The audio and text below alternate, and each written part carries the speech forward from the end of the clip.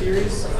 We're excited to have with us today one of our own, Professor Michael Hicks, to talk about retracting the Spirit of God. I've asked Zachary Griffin to come up and say an opening prayer for us, and then we'll introduce Professor Hicks.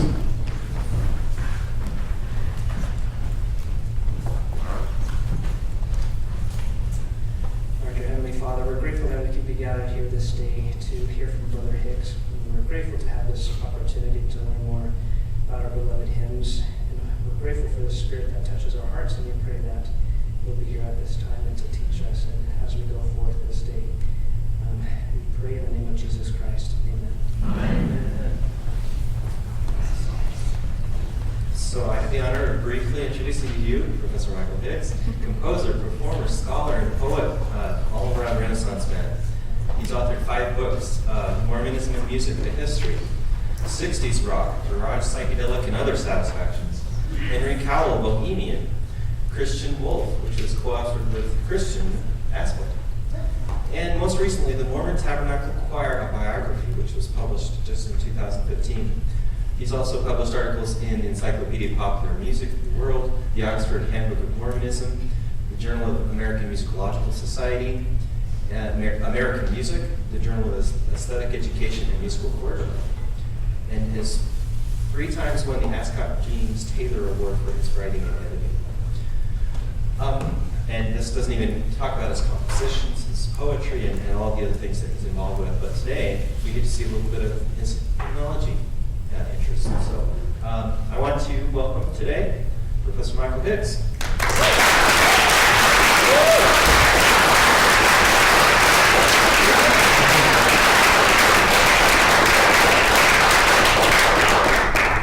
Thanks so much. Thank you, Brett. Thank you all for coming. I thought about how to proceed today, and I decided to start with this remarkable statement by Brigham Young's most famous ex-wife, Analyzing Young. Now, it truly is a wonderful statement for us years after she left the church. So go to the next page here, if you would, not go back one from there. Thank you. I don't know how much you can read that, but I'm going to read this aloud to you. This hymn, we're talking about the Spirit of God, always stirred the saints to the very depths of their nature. It was as appealing and sonorous as a battle cry, as exultant as a trumpet note of victory. Without understanding it, I was powerfully affected by it. My cheeks would glow, my eyes flush with tears, and my little heart grow so large that I would almost suffocate. The sublime exaltation of the saints as they sung this was felt by me, child as I was, though I could not comprehend it. I shut my eyes now and see a large company gathered together in a fast-falling twilight on a wide plain that seems as endless as the ocean. The blue of the star-studded sky is the only covering for the heads of this company. In the dusk, the white-covered wagons look weird and ghostly. Campfires are burning. Men, women, and children are clustered together, and the talk goes back to the old days and the trials and persecutions which these people have borne, and forward to an independent and happy future blessed of God and unmolested by man. In the glow of anticipation, someone strikes up this fervent hymn, the rallying song of the Mormons. And the wide plains echo back the stirring strains. I nestle by my mother's side, awed and subdued, but content to feel the clasp of her hand and meet the loving light of her eyes. The song is over, and hosannas and amens resound on every side. And out of the blue sky, the stars smile down on the wanderers with a calm, hopeful light. And listen to this. Never, till the very last, up to the time of my abandoning Mormonism and leaving Utah, could I hear this hymn unmoved. And even now, the very thought of it thrills me strangely.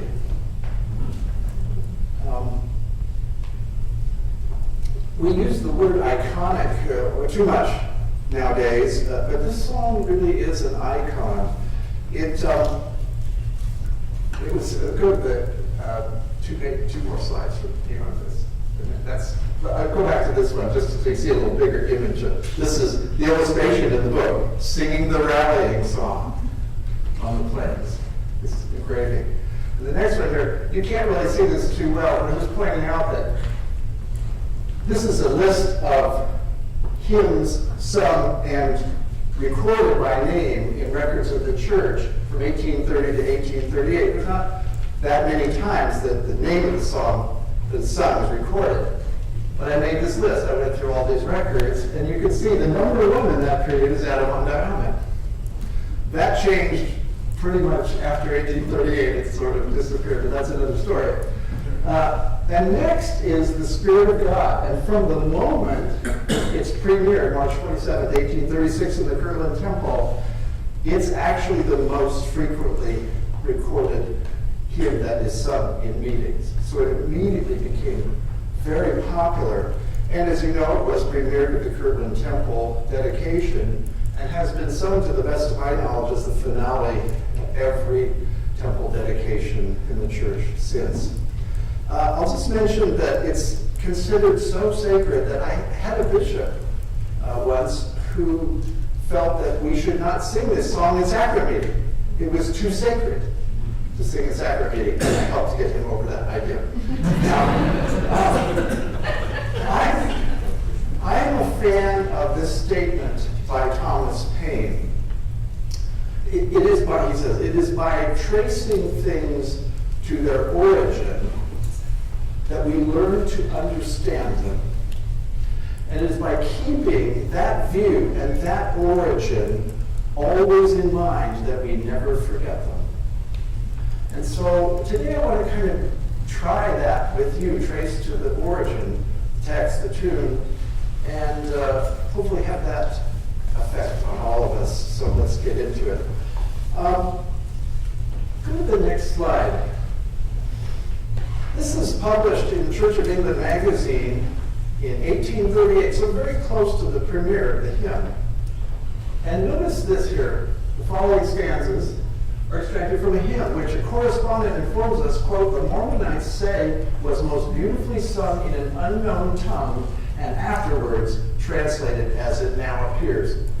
I have a handout on this practice that will be on these pillars or posts on the sides of the room here to give you more about this practice. But this was something that was pretty common in the early days of the church, that is the first decade of the church. Speaking in tongues and singing in tongues, then having that interpreted, and singing in tongues, by the way, I'm talking about in the Pauline sense from 1 Corinthians 14, an unknown tongue, which sometimes they would refer to as the Adamic language. Then someone would interpret it, and then that person or another person would versify it so that it could be used as a hymn. And the history of that and some examples of that are in this handout that I really want you to pick up. I don't want to dwell on this too much now, but I want to go to where I think this happened with this hymn. In January 1836, there was a great deal of anticipation of the dedication of the temple, which was still being completed. And you start to have these meetings that are, well, they're described as like the day of Pentecost. This was a thing that you don't see, at least in Joseph Smith's journal, up to this time. And this one, the 17th of January, 1836, I personally think this is probably when this event happened. First of all, Joseph Smith's journal says, the gift of tongues came on us like a rushing of a mighty wind. That's a reference, of course, to a likeness with Acts 2, where that happened to the apostles. And then, W.W. Phelps, in his diary for that same day, says, there was speaking and singing in tongues and prophesying as on the day of Pentecost. Now, the rest of January, you get meetings with references like this, not to the, occasionally to the singing in tongues, speaking in tongues, But listen to this. So in 21st January, this is from the Joseph Smith Journal, we shouted Hosanna to God and the Lamb. Loud Hosannas and glory to God in the highest, saluted the heavens. January 22nd, the congregation shouted aloud Hosanna, and the gift of tongues fell upon us. 28th of January, Sidney Rigdon, quote, cried Hosanna, that all the congregation should join him and shout Hosanna to God and the Lamb, and glory to God in the highest.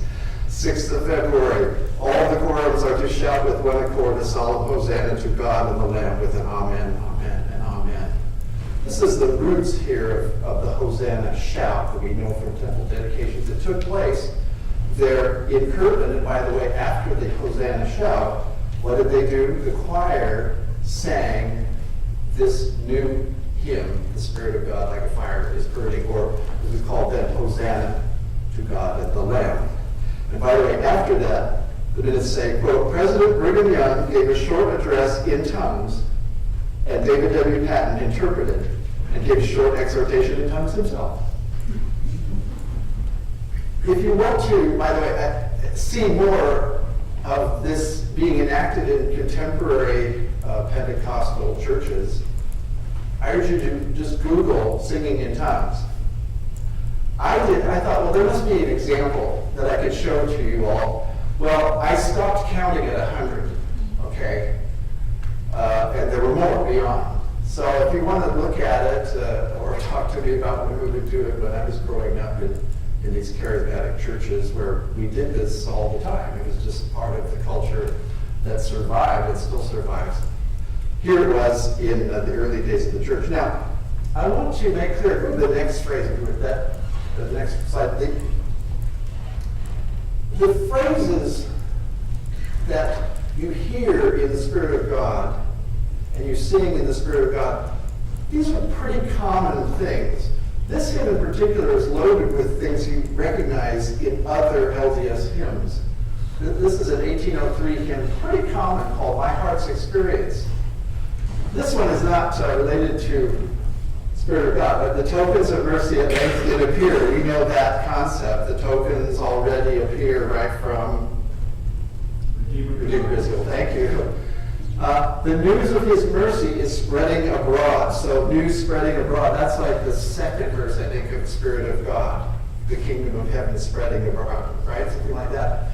Here, look at this. We'll sing and we'll shout and we'll shout and we'll sing. We'll wait for thy chariots.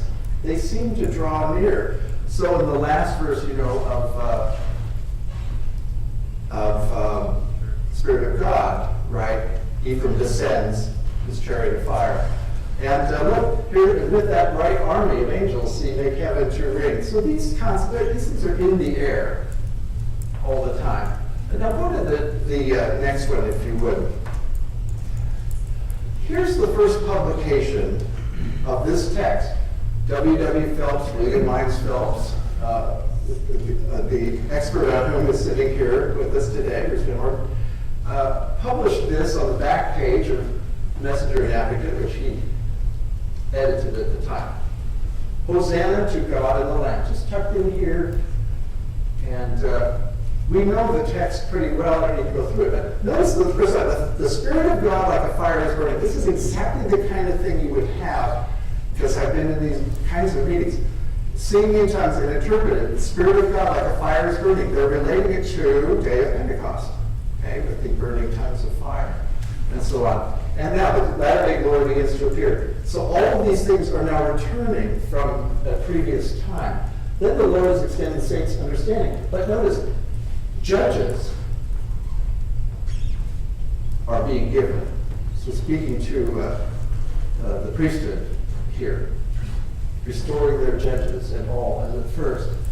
And then look, we'll call in our solemn assembly. So it's, again, talking about this that's about to happen at the Kirtland Temple.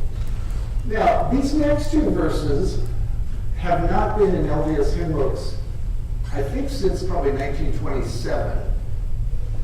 These are quite specific to the temple. Will wash and be washed, and with oil be anointed. That's the actual fourth verse.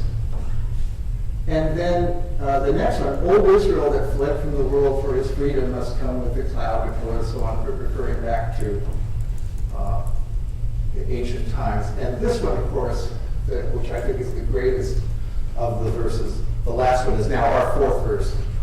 So, how blessed the day when the lamb and the lion shall lie down together without any ire. And so forth. Ephraim be crowned with his blessing in Zion. As Jesus descends, said Ephraim, as Jesus descends with his chariots of fire.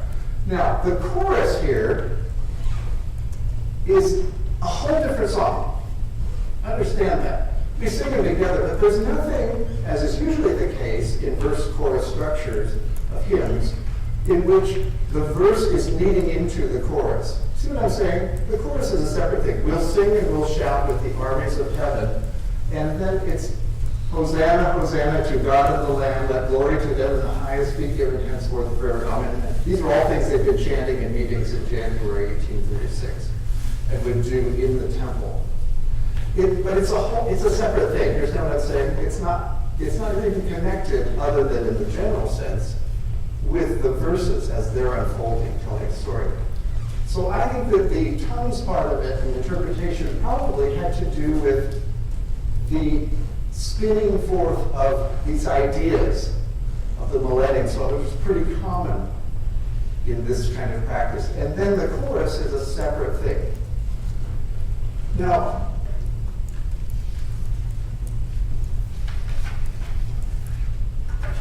we need to talk about the tune, because that's the real mysterious thing about this. In this era,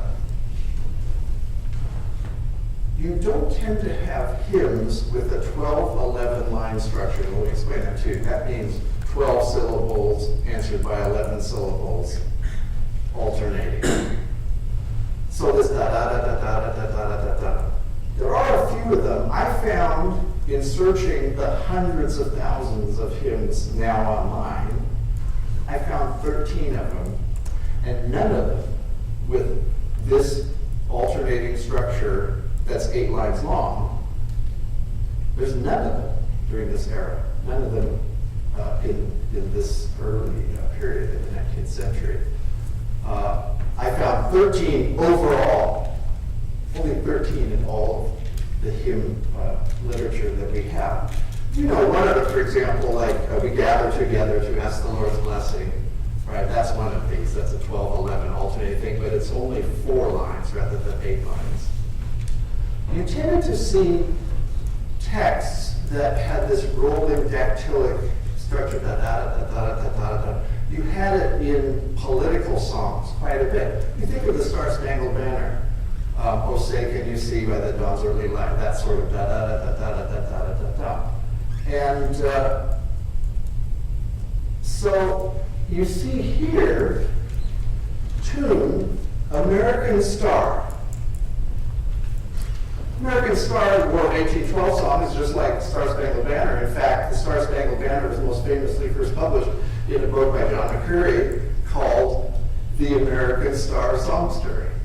Because this song, and you can read about this online if you want, this particular song, American Star, was probably better known, or at least as well known as the Star-Spangled Banner in these years from 1812 to 1836. We just don't know it anymore. Now, the problem here is when you say tune American Star, there is no tune called American Star. Go to the next page, if you would. If you had a song that said tune the Star-Spangled Banner, well, we know that now. But the Star-Spangled Banner's tune is not actually the Star-Spangled Banner. Do you understand what I'm saying? It's actually to an accurate of heaven. It was an existing tune. But once the Star-Spangled Banner became better known, then you could just say, tune Star-Spangled Banner. Well, same thing happened here. American Star was well known, as the Star-Spangled Banner was, but actually the tune to American Star is Humors of Glen. It's a completely different tune than our tune to the Spirit of God. And I've actually, on the next slide here, shown you how it would look with the music to Humors of Glen and the words to the Spirit of God. The Spirit of God like a fire is burning. The latter-day glory begins to come forth. The visions and blessings of old are returning. The angels are coming to visit the earth. We'll sing and we'll shout with the armies of heaven. Hosanna, Hosanna to God and the Lamb. Let glory to them in the highest be given. Henceforth and forever, amen and amen. Well, it's a great tune, but it's not great for a choir. We need our choir over here. You see what I'm saying? This is a problem for a choir, particularly an untrained choir, an auditioned choir, the short time frame. They've got to learn it, and of course you have to figure out how to harmonize it, or are they always sing it in unison? It's a really tough tune. I don't think, personally, that this text was ever sung to this tune except in the mind of W.W. Phelps and right here today. Okay. But you never know, because tracking hymn tunes is incredibly difficult in every kind of tune. From this era, now, the internet has made it extraordinarily easier, as you know. So I could look at the hymn tunes for close to 500,000 hymns. I could look at instrumental tunes to, I counted over 244,000. And there are none that are like The Spirit of God tune. So there's been a quest for many years to find the source of this tune. The idea being that we couldn't have written this. I'll give you an example. This is my favorite line on this. This is from George Piper in his Stories of Our Latter-day Hymns. Stories of Latter-day Hymns. This was published in 1939 as a hymn book companion to the 1927 hymnal. He says, up to this writing, I have not been able to discover who wrote the tune to this hymn. It probably was among the old Southern folk songs originating in England. Notice that, the old Southern folk songs originating in England and adopted by the early Latter-day Saints, among whom there were no composers. Okay, so this is great safe logic. I was going to say that. I'm going to just give you my opinion on this.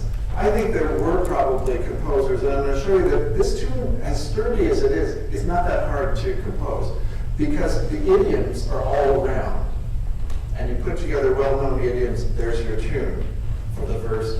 And then the chorus is just a bunch of developments or variations on the verse. I'll show you that in a second.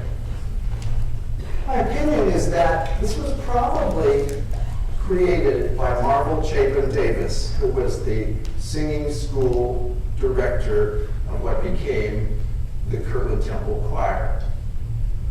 Marvel Chapin Davis is a very elusive character. He's baptized the day before the Kirtland Choir is organized.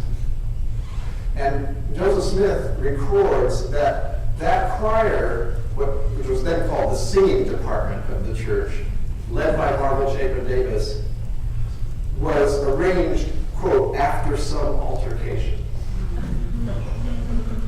There's a lot of potential meanings to that. I won't get into that now. But there was a bias among many early members, I'm certain, against choirs, as there was among many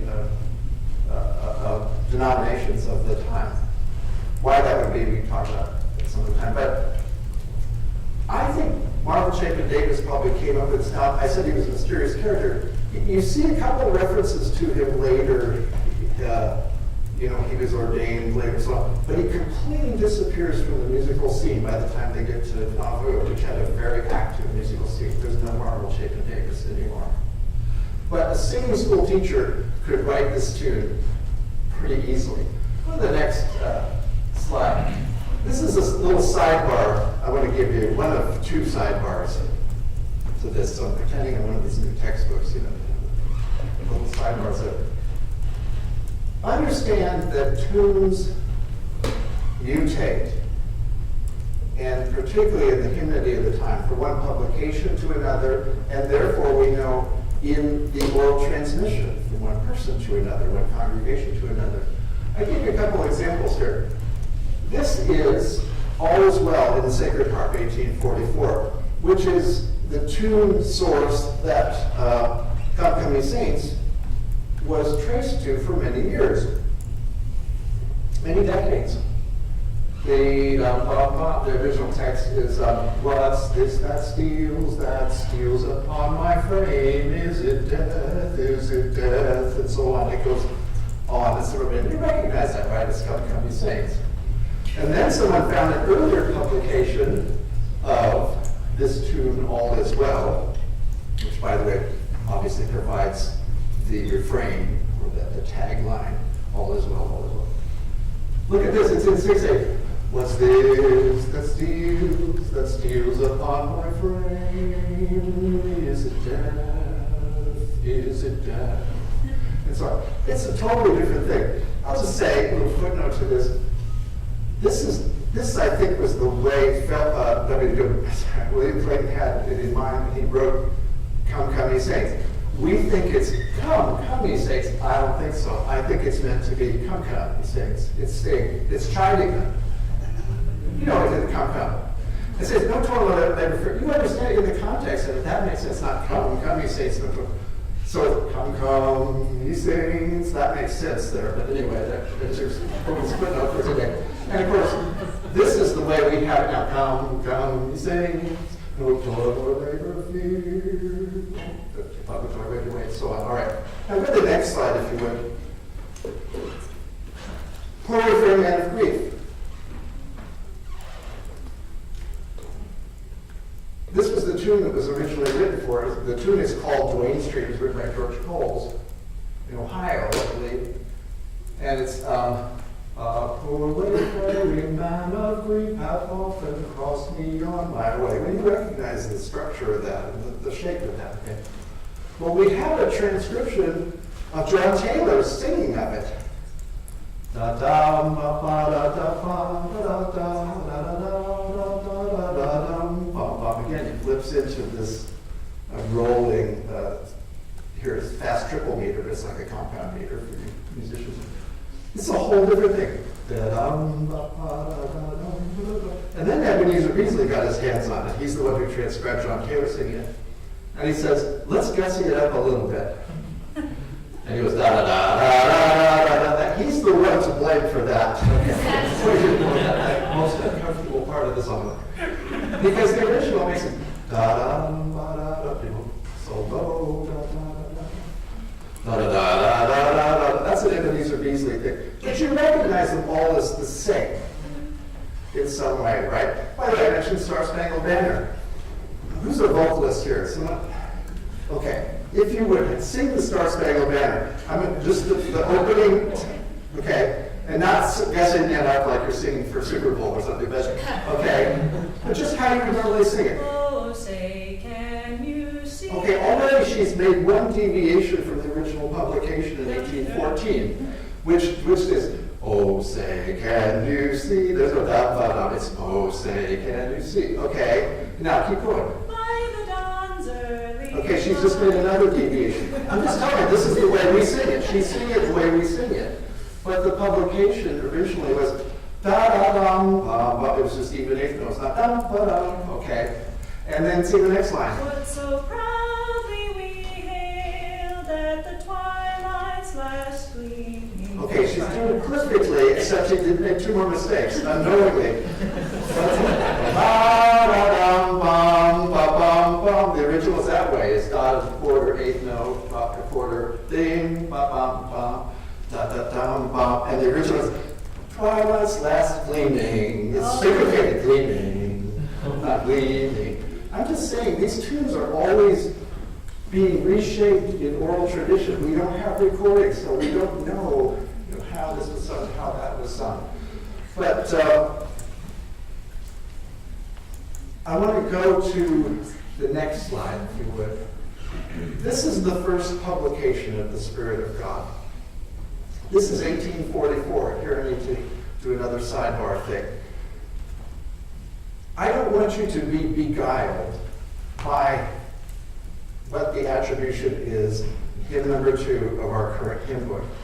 Because it says, tune anonymous circa 1844, and I fought with Bill Richards on this, who was the one who put that attribution. I said, when you say that, you're saying this is not the tune that was sung at Kirtland. Does that make sense? Because Kirtland's 1836, and if you say circa 1844, you're saying they sang a different tune. It's a complicated discussion, but let me just say that the burden of proof is on someone to show that this is not the tune sung at Kirtland, rather than vice versa. This is just the first publication of it, but this tune has never been published with any other words, which you can verify in this search now online. And this set of words has never been published to any other tune. Okay, so these things have been locked together from the beginning. This is 8 years from that premiere. Why would 2 missionaries in Bellows Falls, Vermont, which is where this was published, say, you know what, we're just going to overrule tradition with this song, very popular song. We're going to create our own thing, and suddenly that would take over the church for all time, and you'd never hear the other tune. I'm just saying, well, I believe with Emerson that the glance reveals what the gaze obscures. Okay? You can overthink this, but to me it's pretty obvious. This is the tune, or some slight variant of it that is sung in Kirtland. I want to go through this faux bass line here, except to mention that this is sort of a lovely part here when it goes to the subdominant scale to be 4 against this, which we have never had since. On the subdominant, let's get it right here.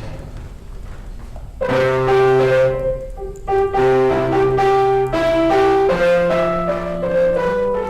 like that.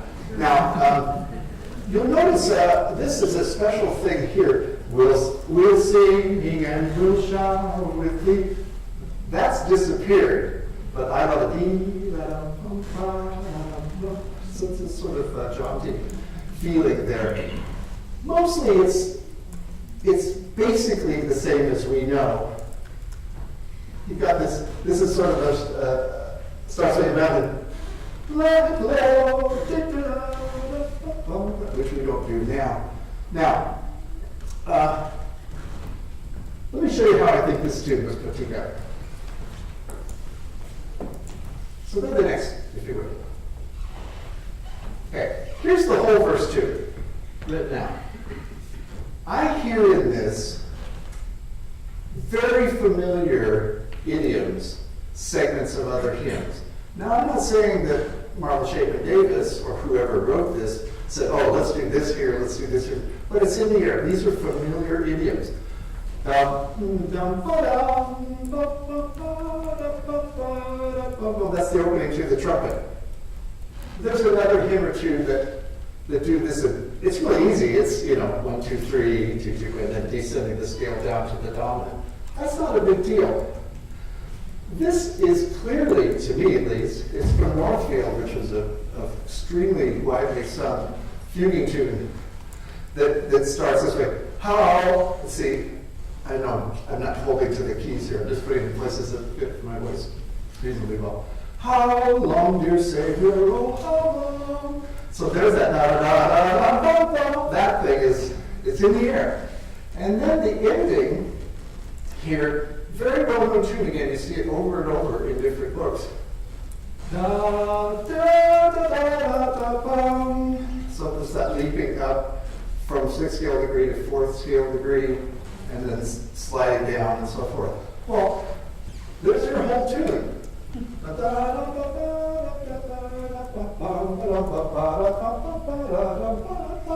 And it's, you know what I'm saying? It's not that hard. I hate to say that about it because it's a fantastic tune. But it's not that ingenious a tune. It's got these familiar idioms just sort of pushed together. Now go to the chorus, which is the next slide here. So here you got the opening chant. Well, everything after that, it's just variants on the verse. Okay, that's it. da da da da da da da da. I'm saying it's just a truncation of that. Da da da da da da da da. So little progression of the opening with fragment of the closing. And then da da da da da da da da. It's just a combination of those two things. And then I could see someone writing that in Curtin and saying, let's do this, let's go with this. And despite the notion that there were no composers in the church at this time, I think it could have been done. I think that personally, that this is probably the earliest quote-unquote Mormon music that we have. And it's held up very well. I could be wrong. Call me if you find out that I am, okay? Because I don't think so. Yeah. We have to deal with one final thing before we close here, and that's different harmonizations of this, because it's a tune that's great, but you got to eventually start harmonizing. So go to the next slide, if you would. This is the first harmonization published, a four-part, that is not just soprano and bass we saw earlier, of the Spirit of God. And Eric Farnsworth is going to come up and play this, right? There we are. So let me point out a few things here. It's in four parts. Oh, this appeared, by the way, in 1877 in the Utah Musical Bouquet. This was the in-house magazine of Dane's Music, which still exists today, as you know. And it's not credited. There's nothing that just says the Spirit of God, and there it is in this four-part setting. Let me mention to you a couple of things to take note of. First of all, here,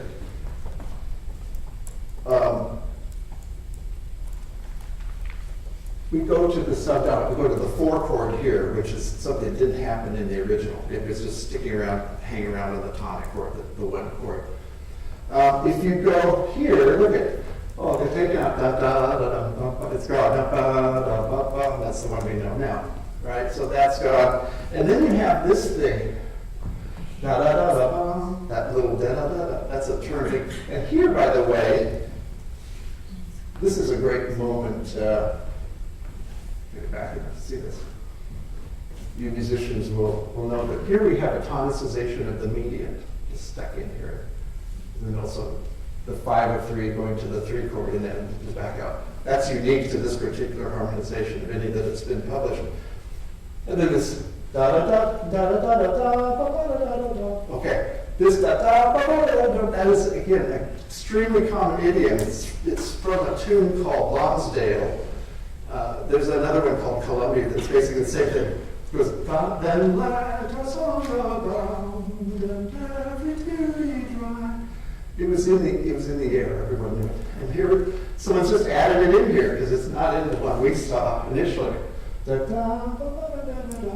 Etc. So play through this if you would for us, Aaron. Thanks.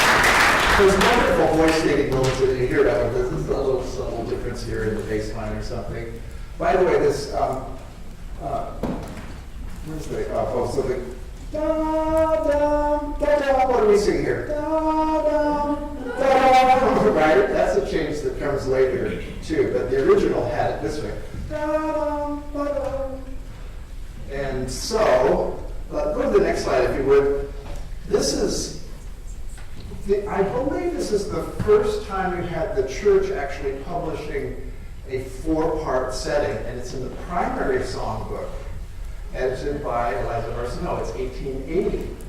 And in this one, you can see, at this point, we don't go to the 4 chord, we just sit on the 1 chord again. So that's one of the best things in that other harmonization here. Also, look what you have here. Right? She said, oh, we gotta have that. Particularly with the kids, I think, that although we'll sing and we'll shout, instead of da da da da da. And then you've got, look at this right here. Da-da, there it is. Da-da. Okay, that changed. But the voice lead here is really strange with this bass part, for those of you who can read that. And there is a nice thing that happens as well with the bass line here. You can see it sort of moves up and up and up into this middle register in a nice way. So Haley Gammon has volunteered at my request to play this one for you so you can hear this.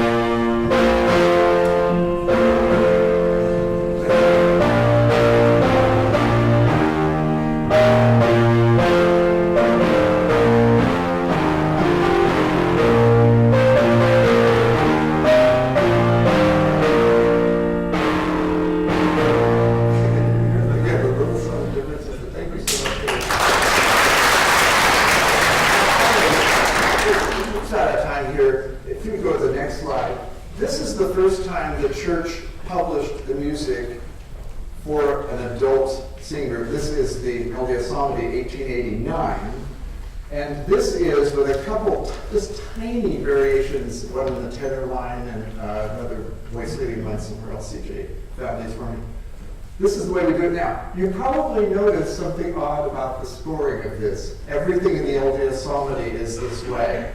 And what is that oddity? The tenor line is sitting on the top. Why that is, there isn't time for me to explain to you, but it was a misunderstanding, to put it that way. And unfortunately, it was a misunderstanding that lasted from 1889 to 1927. So all of the editions of this are this way. You've got 3 parts there as though this were a regular grand step 4-part setting, and then the tenor line sitting at the top. Okay, but this is basically the way we know it now. This is the sort of honing up to this point. Now, I want to, we have to close, and I'll have time for maybe a couple questions.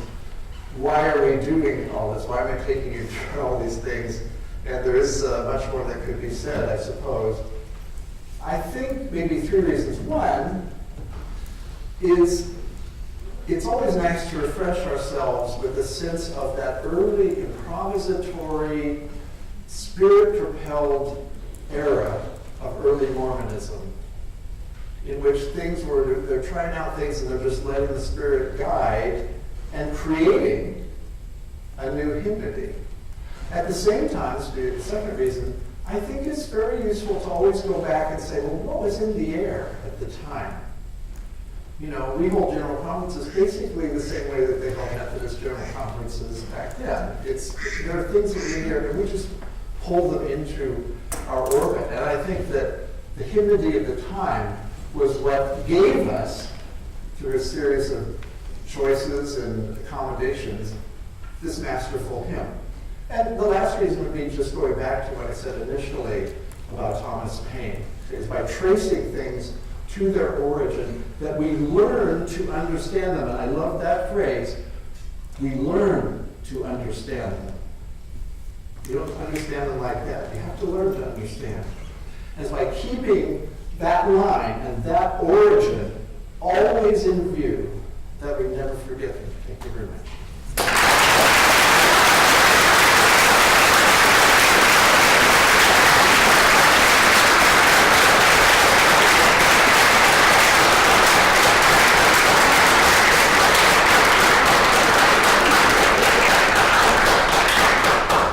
Okay, let's have some questions. And also remember on your way out, pick up one of these handouts about singing in tongues. Absolutely. I really urge you, I can't command it, but I will urge you to do that. So these are going to be right on those bullets there, because that really fleshes out what I said before. Yes, question? How difficult was it for you to acquire all these different resources? I'm really struck by how complete it seems like your different scores are for each particular hymn and figure out others. So how much work did you have to do? Well, I didn't bring this together for this talk. This talk is just something I proposed because I sort of accumulated this over decades. Right. So my book, Mormonism and Music and History, which relies on the Sunday materials, is 1989. So we're pushing, 30 years on that. So yeah, it's a hobby. So yeah. Some of the changes are, to me, who does not have a musical ear, are rather minor. Yes. How much of this change is brought about by different tastes in music through the years? I'm sure it's just different people applying, different musicians, really it was a literary tradition that was dealing with it. They're applying their tastes, saying, oh, I like this better here, I like this better there. Eventually we get the version, that's our version, kind of literally by committee. And it's 5 trained British musicians, all of whom, by the way, had a connection with the Tabernacle Choir. They came together, they proposed this project to John Taylor.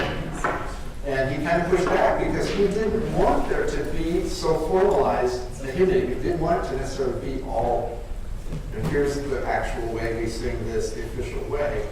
But eventually he relented. He was, by that time, he was on the run.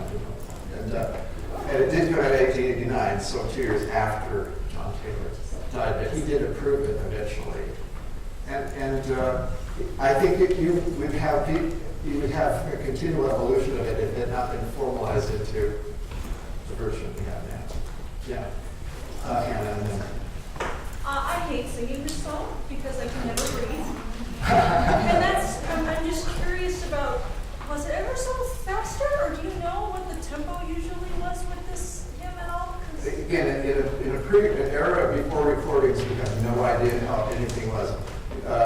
It's the same thing with classical pieces. We could hear someone who was the student of Chopin play something. It's like, by a recording, you go, oh my gosh.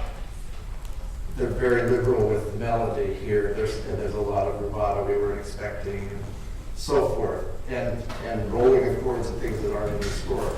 So how things were actually done. This is how things were preached, how things were sung. So we really don't have a sense of that for the 19th Those cadences century. are just so long. I just can't imagine someone getting through a whole cadence, especially what's done that's in between.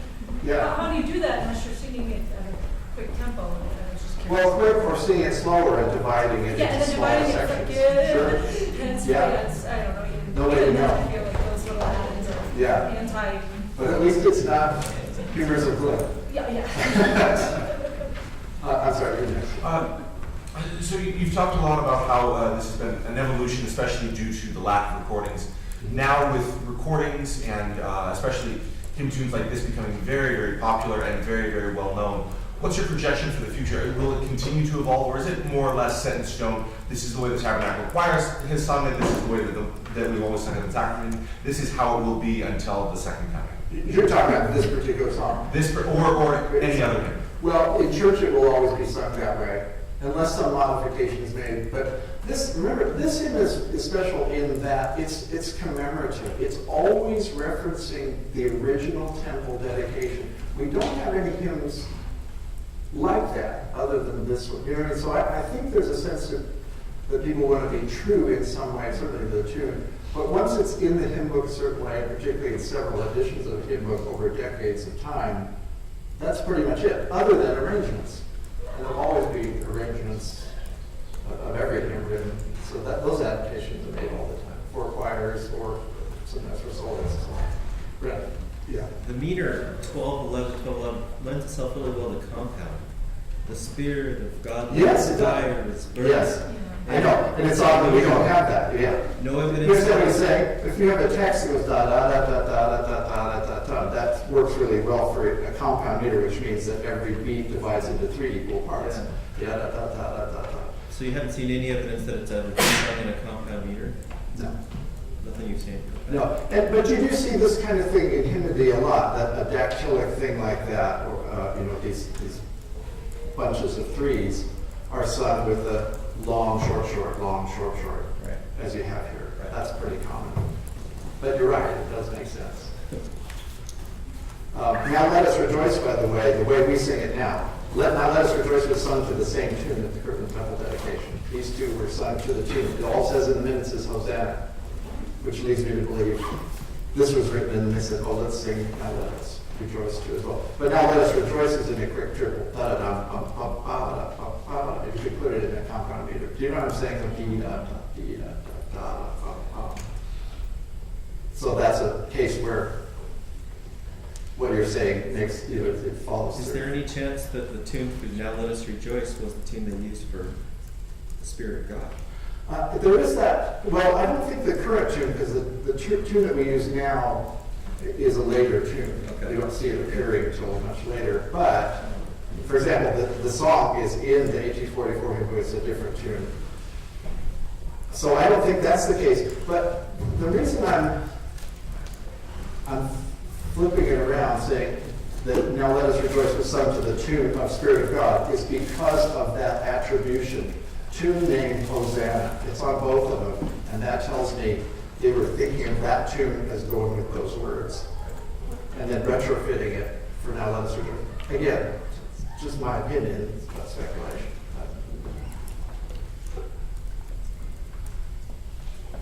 All right. Thank you very much. Again. Oh, sorry. Please, yeah. You're going to have the last word except for me. Now, just for clarification, the text of this hymn didn't even exist in time for the first hymnal that Emma Smith put together, correct? Yes and no. The Emma Smith hymnal is dated 1835, but all the indications are that, and everyone who studies the history of its printing will say that it came out in early 1836, and this hymn was on the last page of the hymnal. It made the cut, okay. Yeah, well, Phelps was in charge. I mean, he was the one who actually put the book out. And so you see the typography in Messenger and Advocate, which is January 1836 issue. That same typesetting is on the last page of the book. So it was a late ad, but he thought this has got to be in there. So I think that came out, and then we had the dedication. And they had it at the same time. Well, they who had, in that, yes, they would have the text, but how many people had hymn books, hard to say. We don't know even what the print run of that one was. But definitely the choir would have the text in some form or another, probably just working from Emerson. I guess, yeah. All right, thanks again. See you.